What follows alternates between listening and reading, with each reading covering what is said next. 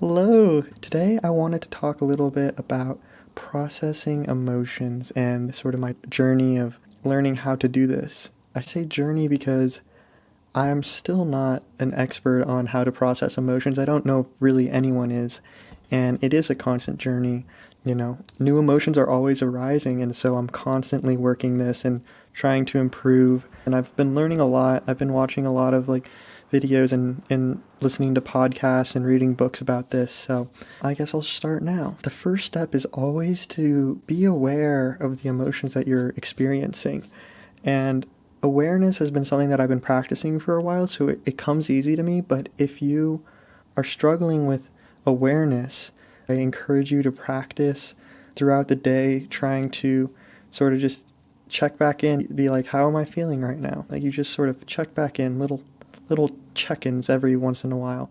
So once you're aware of the emotion, it's important to let that emotion actually just be and sit. And you sort of sit with that emotion. You let it be. So if you're feeling sad or you're feeling angry, then the most important thing to do is let yourself feel that thing. Because emotions are always passing. They're like clouds in the sky. A storm is there and then it comes, and what's cool about it is that your true self, it's just stable. It's there throughout the whole journey. So when you let yourself sit with that emotion, it's actually allowing that process to happen. You allow that process of the emotion to pass. It's when you resist the emotion is when the emotion's just going to keep coming up, and you'll never be able to get through it. Letting that emotion sit is a really, really important thing. And if you just do the first two steps, all the emotions will eventually pass by. But for me, I personally like to dig into things deeper. I want to know why and what and how and stuff like that. So by just letting it sit, sometimes it's just not enough for me and I will continue to resist it. The thing that I have to do is separate basically the external event that is creating this emotion, or what I think is creating this emotion, from the emotion itself. And what I mean by that is that the external event, it sparked the emotional response, but that emotion was derived from somewhere deeper within me, within myself. And so by separating the events, I'm able to basically just focus in on the emotion and where it was derived from within me, instead of worrying anything about what was externally happening. And what's amazing about this is that when you allow yourself to separate those two things, you actually can start to look at the external event with a fresh pair of glasses and see it separate from your own emotional response to it. And then I like to sort of dive deeper into myself and sort of see, where is the emotion actually being derived from. And this is where I've learned a lot recently about sort of my shadow self and my inner child. And what I mean by this is that there is a part of all of us where there's just needs and fears basically that have to be met just by being a human.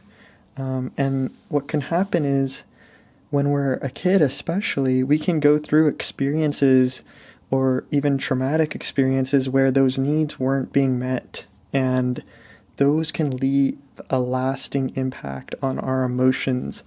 And so most of the time when we are experiencing an emotion, we're not experiencing that because of the external event. We're experiencing that because there's a need that's not being met, that was there from when we were a child. And so for me, the two biggest needs that I've experienced that usually explain most of my emotions are the need to relate to people and sort of feel like I'm able to relate to them. I am being received and loved, and I'm also able to give that love. And then the second one is the need to feel like my authenticity is valued, and that I am a valued person and respected. And those two needs basically, like I said, account for most of the emotions that I'm feeling. In order to process that, I need to address those needs and not address the external event that's happening. To address these needs, I can do a whole bunch of things, like be with some friends who may value me. I could talk to my family members. I could do something creative, which will help me feel, bring out that authenticity and creative energy. I can even meditate and try and fulfill those needs from within myself. Like, for instance, I could just sort of let that need go by recognizing that it was just a need of my childhood, and I can be the one to value myself, or I can be the one to love myself. And that fulfills that need. As soon as that need is fulfilled, the emotions are just like, whoop. It's like nothing ever happened. It's crazy. I've been practicing this a few weeks now, and it's been remarkable how much more stable I am emotionally, because I've been separating myself from the events of what's causing them. It's not to say that, like, if you get hurt by someone or someone did something to you, that wasn't, a shitty thing to happen, but it's more so acknowledging the role that you are playing in the creation of these emotions. It's important to acknowledge both sides. It's more important to be able to acknowledge the space that is inside of you that is creating these, and then hold that space in sort of a nourishing light and be there for yourself, be there for those needs that aren't being met, because you're basically the only person that is ever going to be able to be there fully for yourself. Even if you're with someone, they're not going to be able to satisfy those needs entirely.